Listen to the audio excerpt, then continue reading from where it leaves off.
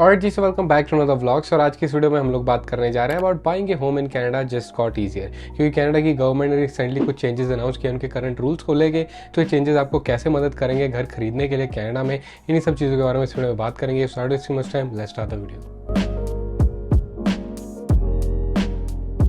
तो सबसे पहले तो हम बात कर लेते हैं टेम्परेरी रेजिडेंट्स के ऊपर लगे हुए बैन को लेके। तो जैसे कि मैं एक वीडियो पोस्ट की थी कि कनाडा गवर्नमेंट ने अनाउंस किया था 2 साल का बैन कि temporary residents can no longer buy property in Canada including study visa, visitor visa या फिर वर्क वीज़ा। तो वीज़ा स्टेटस वाले लोग यहाँ पे प्रॉपर्टी नहीं खरीद सकते, ऐसा बैन इंट्रोड्यूस किया गया था। लेकिन अब उस बैन को लिफ्ट कर दिया गया है, कंप्लीटली नहीं, कुछ रिस्ट्रिक्शंस हटाई गई हैं। तो बेसिकली अगर आज की डेट में आपके पास वर्क वीज़ा 6 महीने से ज़्यादा का है तो आप जाके घर खरीद सकते हैं। नो डाउट अपार्टमेंट बिल्डिंग में जो आप लेना चाहो या फिर आप घर खरीदना चाहो, डिटैच्ड हाउस, टाउन वगैरह, जिस भी तरह की प्रॉपर्टी लेना चाहो आप जाके ले सकते हो रेजिडेंशियल प्रॉपर्टी, तो उसमें कोई प्रॉब्लम नहीं आने वाली। तो ऐसे कुछ रिस्ट्रिक्शंस हटाई हैं।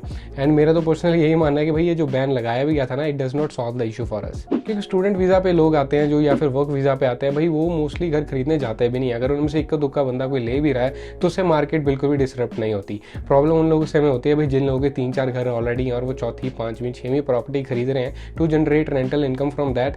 दोज आर द पीपल जिनकी वजह से मार्केट काफ़ी ज़्यादा ओवर वैल्यूड रहती है, काफ़ी ज़्यादा प्राइजेज हाइक हुए रहते हैं, उनकी वजह से प्रॉब्लम रेज होती है। But I don't think temporary residents play big contribution to that. तो मेरे हिसाब से ऐसा कोई बैन नहीं होना चाहिए। अगर उन्हें लगाना ही है तो ऐसा बैन लेके आए कि भाई जिन लोगों के पास ऑलरेडी 2-3-4 प्रॉपर्टीज़ हैं वो और प्रॉपर्टीज़ नहीं खरीद सकते अगले 5 साल तक या 10 साल तक। तो उससे थोड़ा फ़ायदा होगा। क्योंकि जो एक बंदा है जिसने कि अपना फॉरएवर होम खरीदना है या फर्स्ट होम खरीदना अपनी फैमिली के लिए, अपने लिए, जैसे भी ऐसे सिनेरियो, तो भाई उसकी तो ज़रूरत है। लेकिन जिसके पास ऑलरेडी घर है रहने के लिए, अब वो दूसरा, तीसरा, चौथा, पाँचवा घर खरीद रहा है कि भाई उससे इनकम जनरेट करेंगे, स्टूडेंट को $800 पर रूम पे चढ़ा देंगे, इतना पैसा बनाएंगे, बाहर से घर निकल जाएगा, सारी किस्तें बाहर से निकल जाएंगी। उस बंदे की टेंशन है पैसा कमाने की as compare to the person who is buying their home for the first time, so they are buying it for themselves for their need. ठीक है, हर एक इंसान के सर के ऊपर छत होनी चाहिए, हम सब ने सुना है। और वो छत रेंटल वाली छत नहीं हो सकती, क्योंकि हर साल रेंटल बढ़ते हैं लेकिन हर साल आपकी इनकम नहीं बढ़ती है। तो अगर आप रेंटल के भरोसे चलोगे तो आज नहीं तो कल कभी ना कभी आपको घर से निकाल दिया जाएगा। क्योंकि आप हर साल बढ़ा के रेंट नहीं दे सकते। एक हद होती है हर एक चीज़ की, और वो चीज़ रेंटल में अनफॉर्चुनेटली आप नहीं कर सकते कि भाई हर साल मैं $500 और बढ़ा दूँ, $200 और बढ़ा दूँ, $300 और बढ़ा दूँ। तो भाई बंदे नहीं दे सकते। ठीक है, स्पेशली फैमिली वाले लोग, क्योंकि उसमें कमाने वाले इक्के दुक्के होंगे लेकिन डिपेंडेंट्स काफ़ी हो जाते हैं। तो वो सिनेरियो में मेरे हिसाब से ऐसा बैन तो कोई फ़ायदेमंद था भी नहीं। टेम्परेरी रेजिडेंट्स के ऊपर लगा हुआ है, उसे हटा दिया गया। That is pretty good news for those people जो वर्क वीज़ा पे हैं and they are planning to buy their house, so they can go and buy house now. तो दूसरी बात अगर हम यहाँ पे करें तो यार FHS अकाउंट भी लॉन्च कर दिया गया, यानी कि first time home buyer savings account. वो इसमें होता क्या है कि लेट्स से कि आप घर खरीदने के लिए पैसे जोड़ रहे हैं। ठीक है, अब आप अपने अकाउंट में थोड़े पैसे जोड़ेंगे हर महीने, 500, 1000, 1500, 2000, जितना भी आप जोड़ सकते हो। तो वो आपकी जो होगी ना इनकम, वो आपकी आफ्टर टैक्स इनकम होगी। लेट्स से आपने $1,00,000 कमाया, उसमें से 10, 15, 20% जितना भी बनता है फेडरल टैक्स, यानी कि कनाडा गवर्नमेंट टैक्स काटेगी। फिर आपकी प्रोविंशियल टैक्स लगेगा, जिन्हें आप अल्बर्टा में रहते हो, ओंटारियो में रहते हो, जहाँ भी रहते हो, वो लोग अपना हिस्सा मांगेंगे। उनका टैक्स वगैरह सब कटवाने के बाद 15-20% डिडक्शन होने के बाद आपके अकाउंट में जो पैसे आते हैं आप उसे जोड़ रहे हो। तो अगर आपने FHS अकाउंट खुलवा लिया तो you are not paying any taxes, ना कनाडा गवर्नमेंट को ना फिर अपनी प्रोविंशियल गवर्नमेंट को।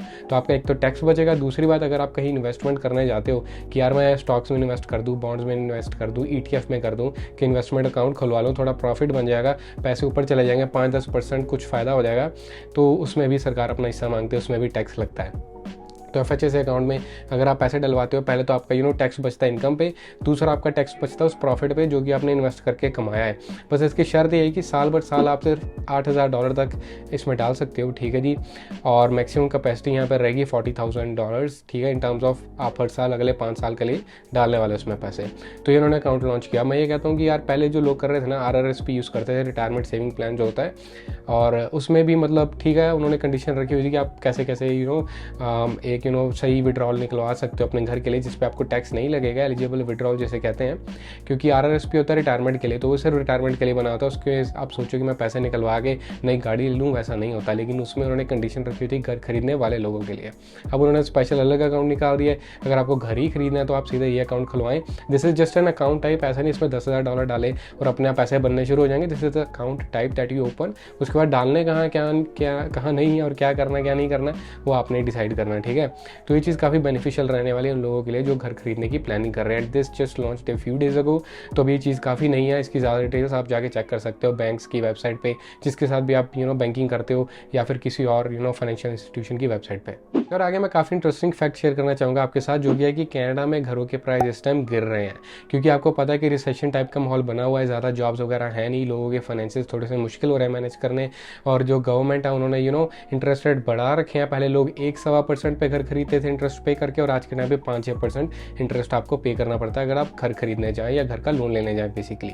तो उन सब चीज़ों को देखते हुए जो बायर्स होते हैं वो बैकआउट कर जाते हैं कि भाई this is not the right time to buy house. उसकी वजह से जो number of houses versus the number of people who want to buy it, वो थोड़ा सा प्रोपोर्शन सही होने लग जाता है। तो उसके चक्कर में जो घरों के प्राइस है वो गिरने लग जाते हैं, क्योंकि जिसको बेचना वो कहता है कि यार अगर लोग इंटरेस्ट देख के नहीं खरीद रहे तो मैं घर का प्राइस ही गिरा देता हूँ कि यार इसको देख के खरीद लें कि भाई थोड़ा सस्ता मिल रहा है। तो इसकी वजह से घरों के प्राइस नीचे जा रहे हैं। पिछले साल 2022 फरवरी में जितना चल रहा था price, as compare to today फरवरी 2023 के जो स्टैट्स आए हैं, अबाउट 19% घरों के प्राइस नीचे गए हैं, जो कि बहुत बढ़िया चीज़ है। ठीक है, 19% कनाडा में नीचे जाना मतलब भाई अल्टीमेट डील।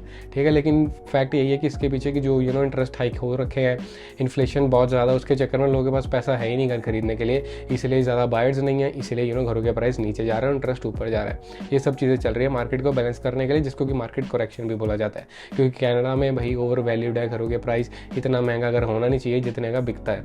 तो इसलिए जो घरों के प्राइस ऑल टाइम डाउन चल रहे हैं। बाकी यहाँ पे जो प्रोडिक्शन की जा रही है कि भाई ईयर ऑन ईयर आगे जाके 5 से 6% घरों के प्राइस नीचे ही जाने वाले हैं, जो अभी तक प्रेडिक्शन मैंने इनकी चेक की थी, जो उन्होंने शेयर की गई है डिटेल्स।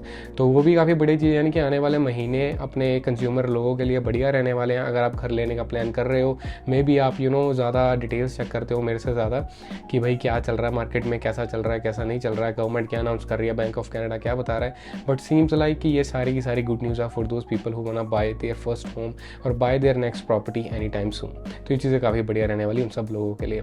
तो मैं भी भाई इसी जर्नी पे निकला हूँ और जैसे जैसे चीज़ें सीखूंगा आपके साथ शेयर करूँगा।